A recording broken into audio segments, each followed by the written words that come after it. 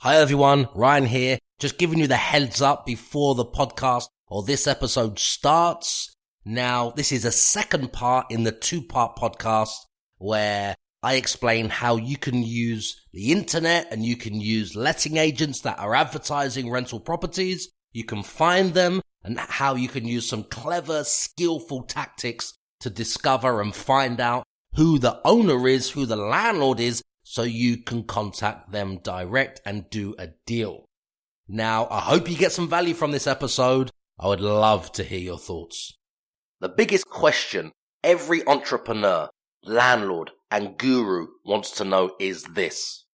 How are landlords and entrepreneurs like us increasing our rent up to £42,155 a year above the market rent from a single property? Now that replaces the average salary, whether we're the owner of the property or we're just the tenant.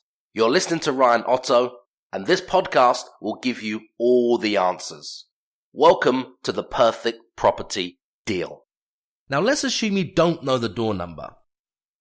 The image on Rightmove, okay? Remember, let's go back to Rightmove. Remember on Rightmove, we were searching here to see if we had the door number. That one had the door number, number 5, but this one hasn't. This one hasn't. This one hasn't. This one hasn't. This one hasn't. Nor has this one or this one. Okay, so many of them don't have the door number. Some do, but some don't. So, assuming they don't have the door number displayed, what you can do is the image on Rightmove, it shows the property and it shows the location on the map. So you can find out what street the property's on. You can find out the name of the street in seconds using the map at the bottom or on the page of Rightmove. Alternatively, you can go to Google Maps. You can then search for the street. You can see outside the building using Google Maps and the Google Street View. Now, let's assume that you can match the pictures on Rightmove to the Google Map images. You can usually now zoom in to reveal the door number, and you can see it from any laptop or any device, okay? Now, using the door name or street name, okay, you can use the Royal Mail website, like I just showed you, to find a full postal address in a range, and you can narrow it down to the right property or the right block if it's a block of apartments. Now, if all else fails, you can revert to the old methods. Now, this is simply by driving down the particular street, using the images on Rightmove, and you can work out the door number just by taking a look.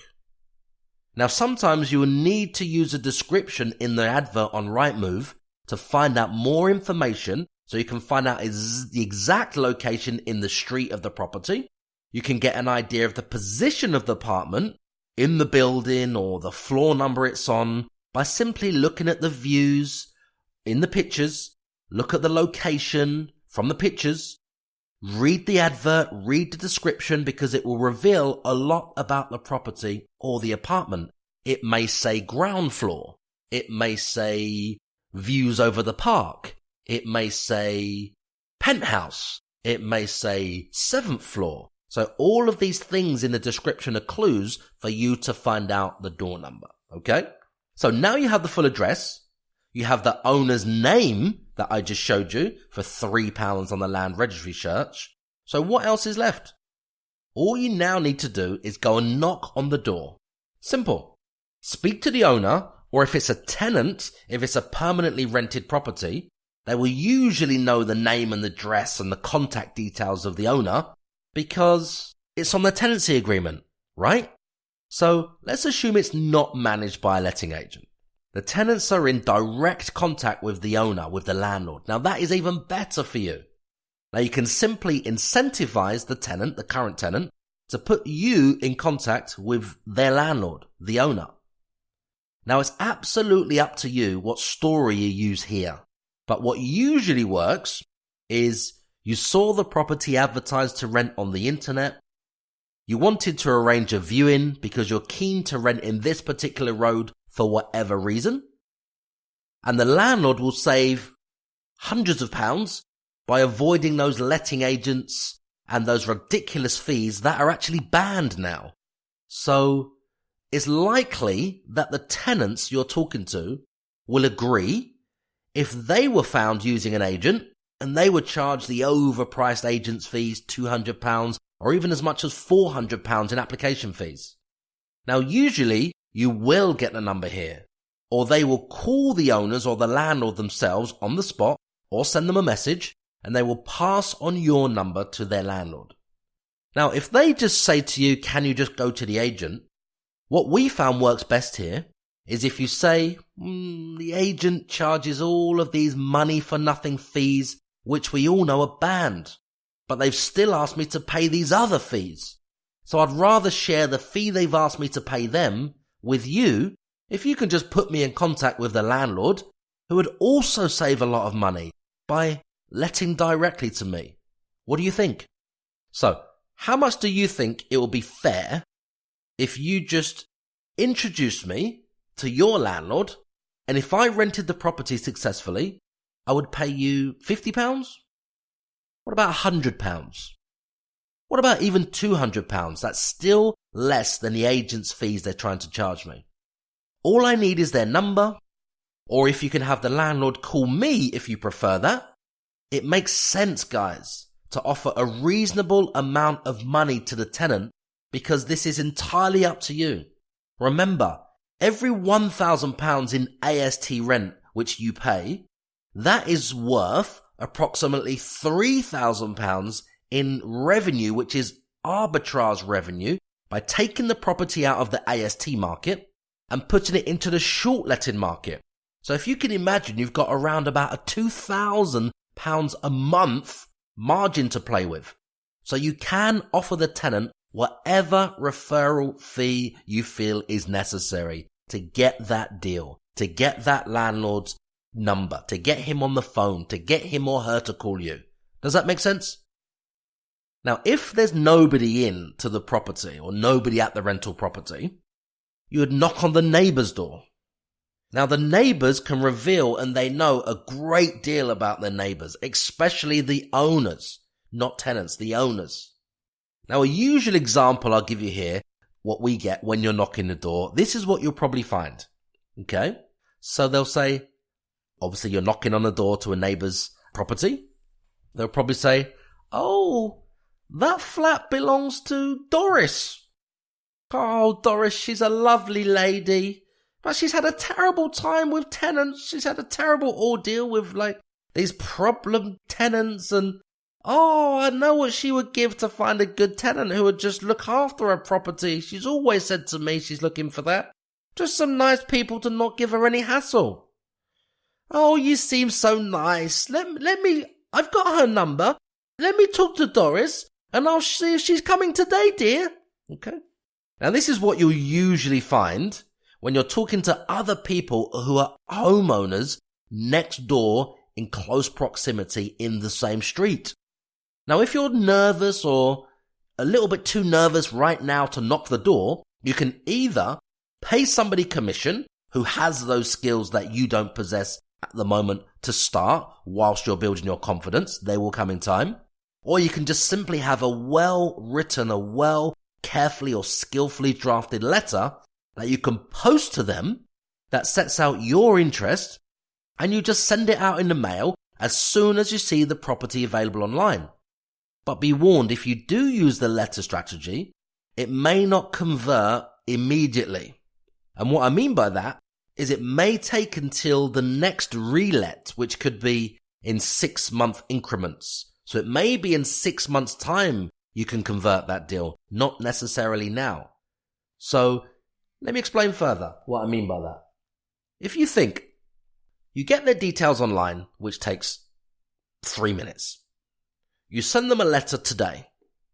They get the letter when they go to visit the property, assuming they don't live there. Maybe they're going there to do viewings themselves, and then they pick up the post, okay? So let's say a few days have passed, or even a week, and they pick the letter up.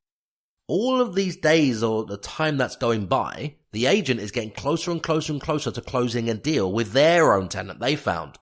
So if the landlord gets the letter after they've already closed a deal with an agent, then it's too late. Does that make sense?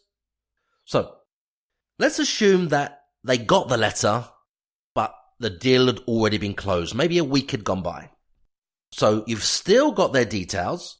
You can build a database. You can still send those landlords and landladies follow-up letters, just before 6 months' time, just before 12 months' time, just before the 18th month, and just before 2 years, right?